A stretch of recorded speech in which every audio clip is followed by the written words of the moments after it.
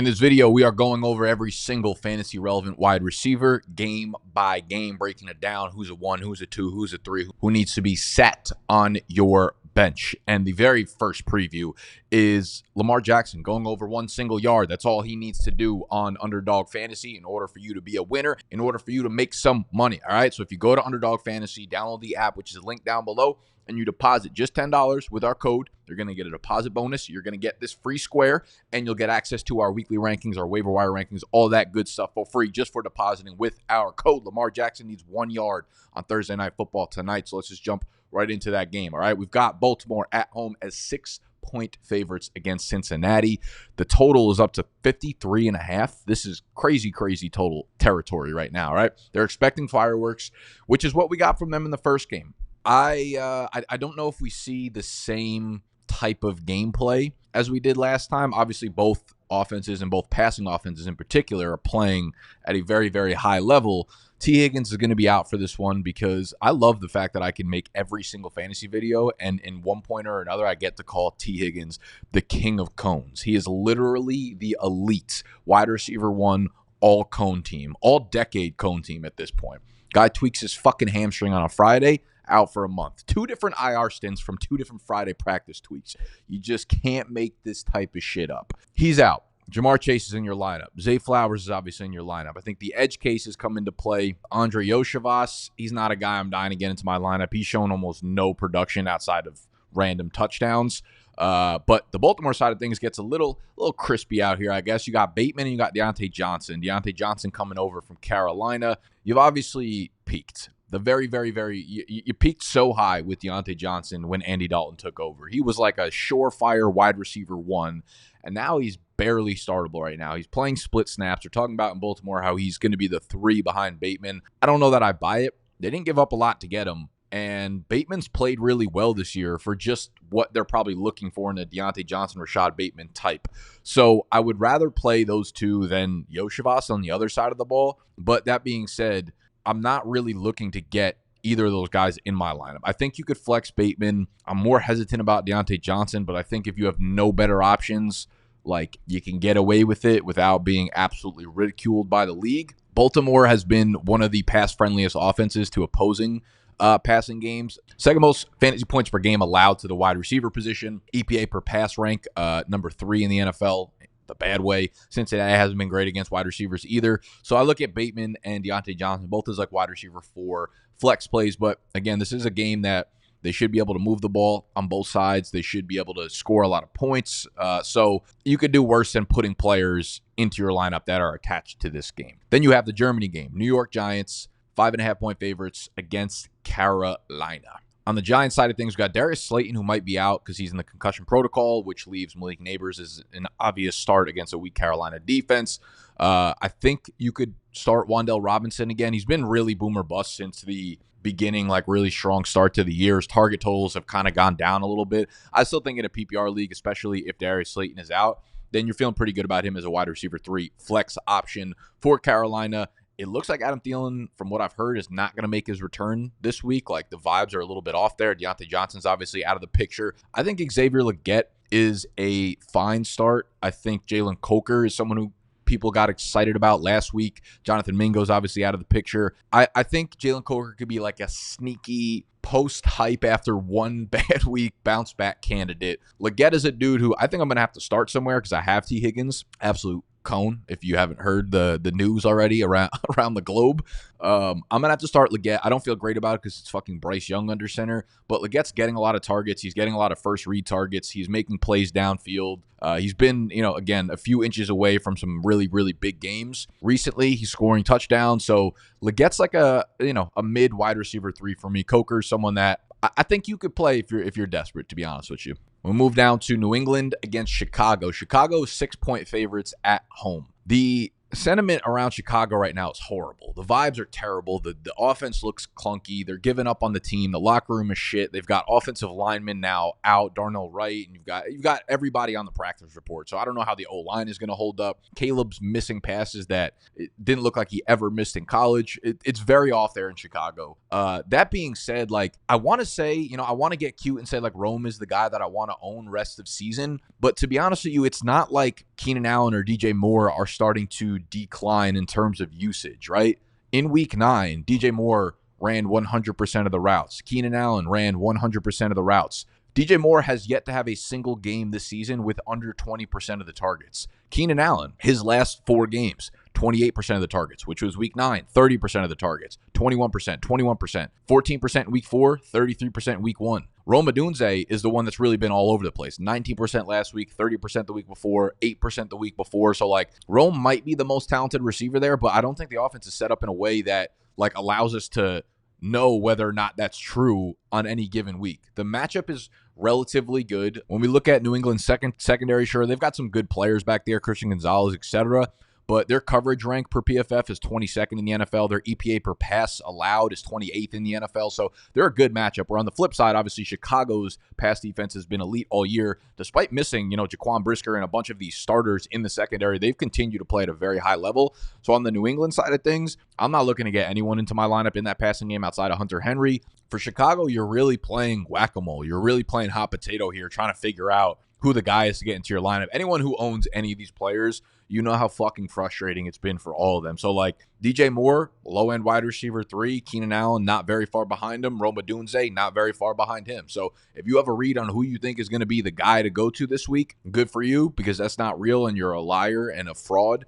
And I commend you for being all of those things. But if I'm starting one of these guys, yeah, I guess I'd rank DJ Moore as the number 1. I don't think Keenan Allen is very far behind. I think Odunze brings some upside. But like I said, Keenan Allen and DJ Moore have been getting 20% plus of the targets pretty much every single week and running a bunch of the routes. So I think in order for me to, like, anoint Rome Odunze as the guy I really want going forward, I'm going to need to see him start playing in 2 wide receiver sets, which just isn't the case right now. You're just lying to yourself if you're saying that that's going to happen. Moving down, Buffalo, 3.5-point favorites at Indianapolis. We have another week with Joe Flacco under center. Buffalo's a little bit difficult to get a read on as well because we've got the injury report that came out yesterday where Amari Cooper did end up returning to practice. Keon Coleman is a DMP yesterday. His injury seems week to week, so I'd actually probably put money that Keon Coleman does not play. Since you're limited already, Amari Cooper, I would say that he does play.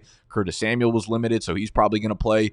Leaves us in a weird spot. Like Cooper, the matchup is really good. So Cooper, I think, is wide receiver 3. Khalil Shakir has been pretty much fantastic week in and week out. I like him for this matchup as well. So Shakir's a dude that I think him and Cooper are both like pretty good wide receiver 3s this week. Cooper coming off of last week missing the game, I think gave him more time to like learn the playbook. So I'm actually on board with both of those guys. I think Cooper will now be a full-time player with Keon Coleman out, obviously an outside boundary receiver. That's going to be like where Cooper Kupp is going to play. So Cooper should be close to 100% route runner. Shakir as well. This is a 46-point total. Should be some points scored. Indy's defense in terms of the passing defense is not good. They are the 9th most fantasy points per game allowed to wide receiver. EPA per pass, 22nd. So when I look at Buffalo, Cooper should be in your lineup. Khalil Shakir, I think, should be in your lineup as really strong wide receiver 3s. On the flip side, Indy, it's ugly out there, man.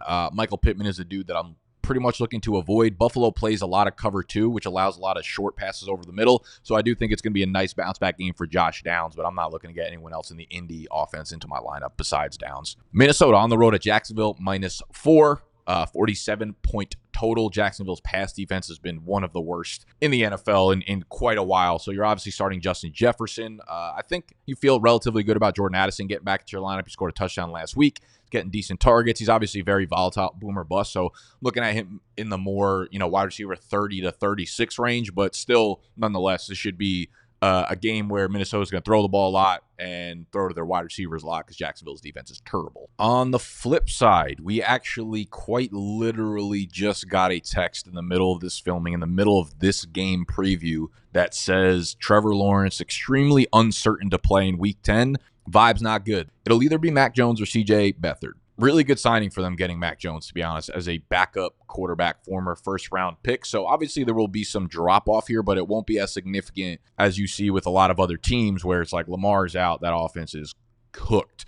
When Tua's out, that offense is cooked. We'll probably see what happens with Dallas here. But the fact that they have not comparable, but relatively okay backup QBs makes me not want to throw all these guys in the trash in the trash bin. BTJ obviously takes a big hit because you need accurate shots downfield in order for him to produce at a high level. He becomes a wide receiver 3, maybe more of a low-end wide receiver 3. Just super fucking unfortunate for the people that drafted him. It was a sharp draft pick, and now he's just going to have to kind of suffer most likely. Gabe Davis did get a limited practice in yesterday, so he should be good to go for this upcoming week. Brian Thomas was also a little bit hampered last week, but he's limited already, so he should be good to go. Christian Kirk's, out of it, but BDJ I think is startable. Evan Ingram is probably still going to have to be in your lineup, but if Trevor Lawrence does not go, that becomes a problem. If Trevor Lawrence does play, though, and he ends up, being okay, then you're starting BTJ with relative confidence because the Minnesota Vikings have allowed the single most fantasy points per game to the wide receiver position. Moving down the games, we got KC as 8-point favorites, 41.5-point total against Denver. Now, KC has allowed the 5th fewest fantasy points per game to the wide receiver position. They just have a great defense, as does Denver in the passing side of things. D-Hop broke the fuck out.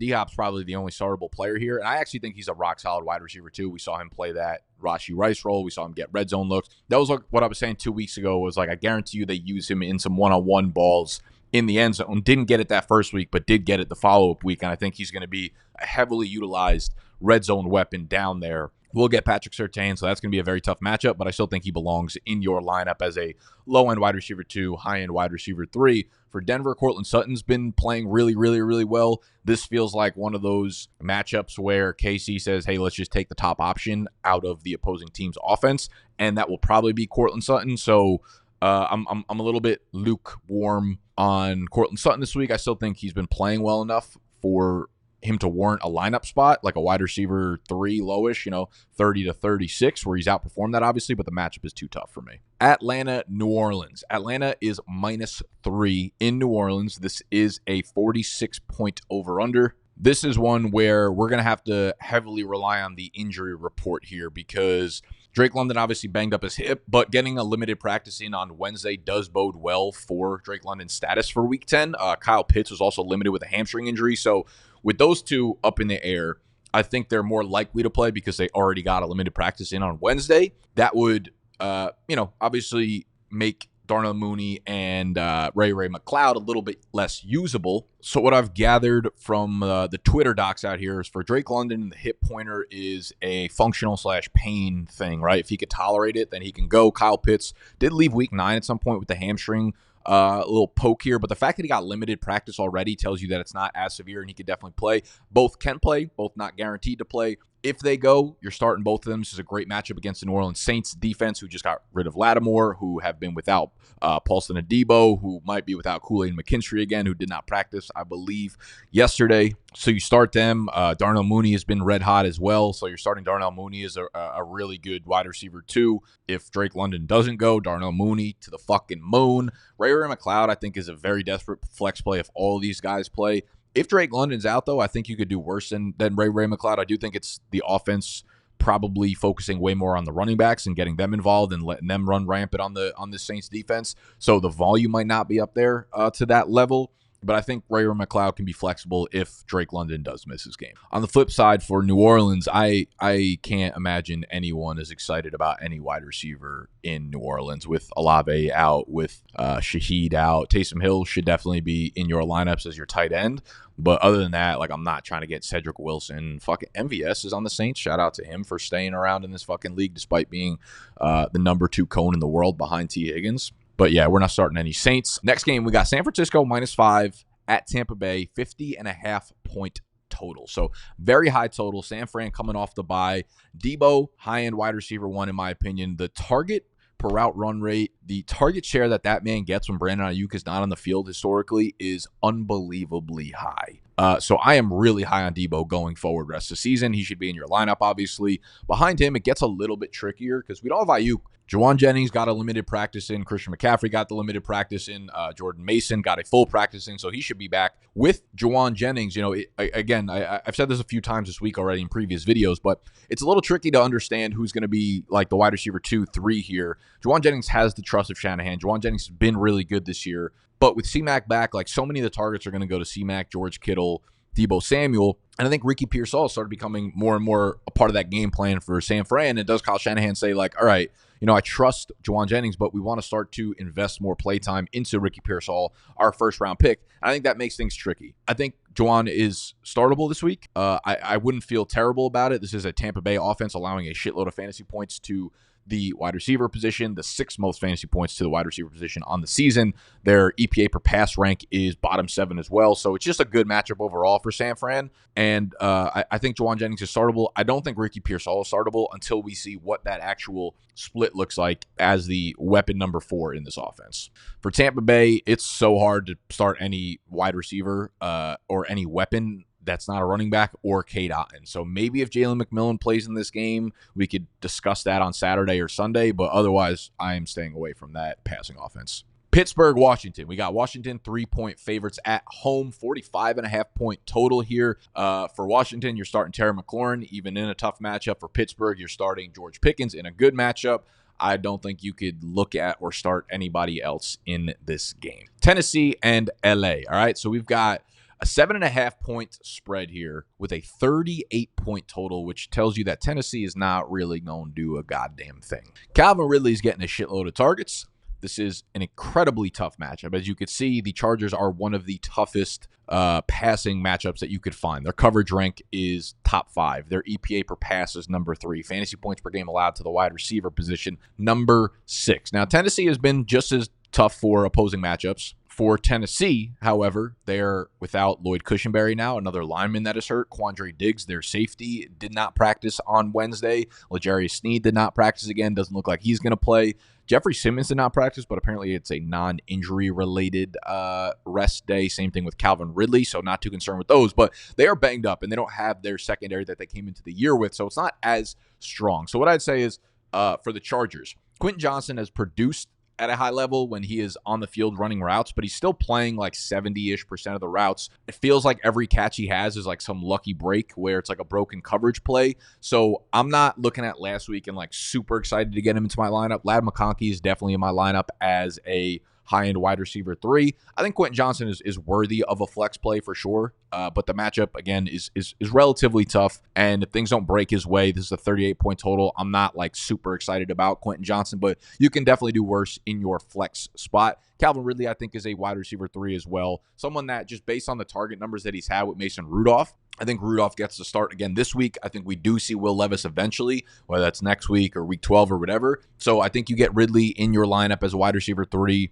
as long as Mason Rudolph is under center. We got the Jets and we've got the Cardinals. For the Jets, you're obviously starting Garrett Wilson. You're starting Devontae Adams and nobody else. For the Cardinals, this is a much tougher matchup for the passing offense of the Cardinals, where you have Marvin Harrison Jr., but I don't think Marvin Harrison Jr. really is like a set it and forget it guy in your lineup, because he's produced a couple times and really, really underwhelmed in a lot of the other games. And the Jets' top 2 cornerbacks, Sauce Gardner and DJ Reed, are back at full strength. Michael Carter, who's their slot wide receiver, DNP yesterday, so that will be a little bit of a hit to their passing defense. But overall, I mean, if they just focus on taking Marvin Harrison Jr. out of the game, I don't think that is too difficult to answer for. I also think that the way this game is setting up, the Jets' run defense is really bad relative to their pass defense.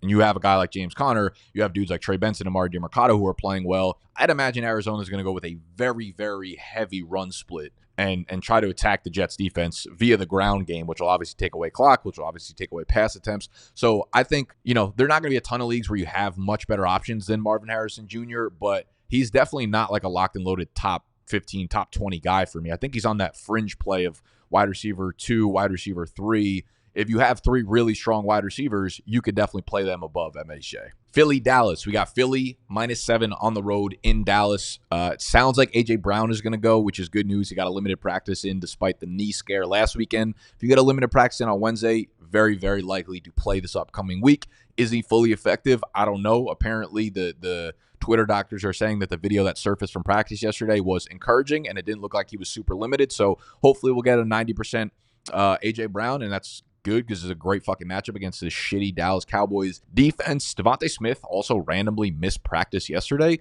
which is a little bit concerning because that hamstring just kind of popped out of nowhere. So keep a very close eye on practice reports for the Devontae Smith news on Thursday.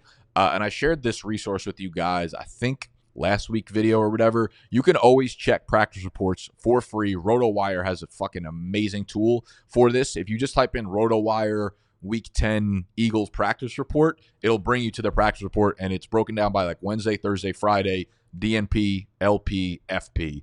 And rule of thumb, if you get an LP in right away, you're probably good to go. The DNPs, if you go DNP 2-3 days in a row, it's very unlikely that you're playing in that upcoming game. So Devontae Smith is one to keep an eye on. Obviously, uptick in targets for A.J. Brown. Dallas Goedert did return to practice yesterday with a full capacity. We'll have to see if he plays, but it sounds like he's going to suit up there as well. But A.J. Brown in your lineup, Devontae Smith obviously in your lineup if he plays. On the flip side, things get tough with Dallas. Cooper Rush is going to be their quarterback for likely the rest of the season from what we're hearing. I should cover on the defensive side of things for Dallas. We have Trayvon Diggs is limited in practice. Deron Bland has supposedly been coming back and going to play for 3 weeks now. He was a DNP again on Wednesday, so I don't have optimism that he's actually going to play in this matchup, which again is more of a boost for the Philly passing game. I do think it's going to be a game where Philly just tries to control the shit out of the ball on the ground. It makes sense. Saquon, Jalen Hurts, the Dallas run defense is terrible, so like the limited pass attempts might be a thing for Philly. So hopefully they could air it out a few times and connect on those deep passes. But that is the one concern I would have with the Philly pass catchers. There's 50 concerns for the Dallas pass catchers. You have Cooper Rush, but with Cooper Rush under center, we've actually seen a sample size with CeeDee Lamb, and the target share is very, very high. The production's obviously going to be a lot lower without Dak Prescott, but CeeDee Lamb's going to, you have to have CeeDee Lamb in your lineup. Obviously, if he is playing, it's not a guarantee that he plays. He was a limited participant at practice yesterday, which means that he will likely play on Sunday, but that's far from a guarantee. Jalen Tolbert would be the next guy up that I would look to have in my lineup. I think if CeeDee Lamb is out, then someone's got to catch these fucking targets or get the targets at least. And in a game script where they're probably going to lose pretty heavily, I think Jalen Tolbert should see between 8 and 10 targets. And I think that makes him a valid flex play. There's no one else I'm looking to start there, though. Going down, we got Sunday Night Football. Detroit versus Houston. Now, Detroit has allowed the 3rd most fantasy points per game to wide receivers. Houston has allowed the 7th most fantasy points per game to wide receivers. Detroit, 49-point total. Obviously, starting Amon-Ra. Behind him, Jameson Williams should be back. I think Jameson Williams is a relatively strong start in this one. As a wide receiver 3, he's obviously been very volatile, boom or bust. Some big games, some really bad games. But I think at this point in the season, with 4 teams on bye, with injuries, etc., Jameson Williams should probably be in your lineup with how accurate and how efficient Jared Goff has played up to this point. With Houston, Nico Collins may be returning. I don't know. The vibes are a little bit weird out in Houston. We have not gotten anything solidified. Maybe they're just trying to like keep it hush-hush so that they can like surprise Detroit. It sounds fucking stupid to me, but Nico Collins is playing. He's obviously in your lineup. I still think you could start Tank Dell. With Diggs out, Tank Dell has started to really like become a big part of this offense. So even with Nico Collins back, I like Tank Dell as a solid wide receiver 2 if Nico's out, but a low-end wide receiver 2, high-end wide receiver 3 if Nico plays. No question about it there. Last game on the list, we've got Monday Night Football. Miami versus the Rams. The Rams are 2.5-point favorites at home. Total of 50 points. This should be an absolute barn burner for the wide receivers. You look at the Rams, they have allowed so many points to fantasy wide receivers. You look at Miami, they haven't allowed a lot of fantasy points to wide receivers, but their coverage rank is 27th in the NFL. EPA per pass, they're 23rd, so they could absolutely be had. With Miami, of course, you're starting Tyreek Hill. You're not starting anybody else in the wide receiver group there. Jalen Waddle's to do that. Nobody wants to play. I think the matchup this week lends itself to a decent game for Waddle. He's obviously taken a backseat to Hill and Achane, but I think the defenses that they've played have played heavy cover 2, not allowing any deep shots down the field. The Rams defense is a little bit different. I think this matchup sets up well for a Waddle bounce back. So despite how shitty he's been, and if you're a Waddle owner, you know that he's been an absolute fucking cone this year. Jalen Waddle, I think, could be your wide receiver 3 this week, and I feel cautiously optimistic about him in this matchup. On the Rams side of thing, you're obviously starting Cooper Kupp. Puka should be relatively healthy going into this game. You're starting him. And then I think D-Rob becomes an interesting flex conversation. He's obviously had a bunch of good games recently, 2 touchdowns in back-to-back weeks. So huge fantasy days. That being said, he would be my last ranked guy in this matchup. Like I would start Waddle over Demarcus Robinson. Demarcus Robinson is not a dude that I have in like my top 30. probably not even in my top 35. I think when you get to that like 36 to 40 range, that's when you are starting to have that conversation. Like if Darius Slayton is out, I don't know why Wan'Dale Robinson popped into my head. I would probably play Wan'Dale Robinson over a guy like Demarcus Robinson. I think I would play Jalen Tolbert if CeeDee Lamb is out over Demarcus Robinson. So those are some of the names that I would think about starting over D-Rob. I think you could do worse, but I'm not overly optimistic about the matchup. And that is all. Right under 30 minutes. How you fucking doing? All right. If you enjoyed the video, make sure you hit the button that looks like this. Subscribe to the channel if you are new. And the best way to support the brand, as always, is go take that free square on Underdog. Deposit $10 by using our code BDGE. You'll get that free square on your app. You will get a deposit bonus, and you will get access to the Big Dog membership for free for the remainder of thy season. All right. I love you. I'm out. Smoochies.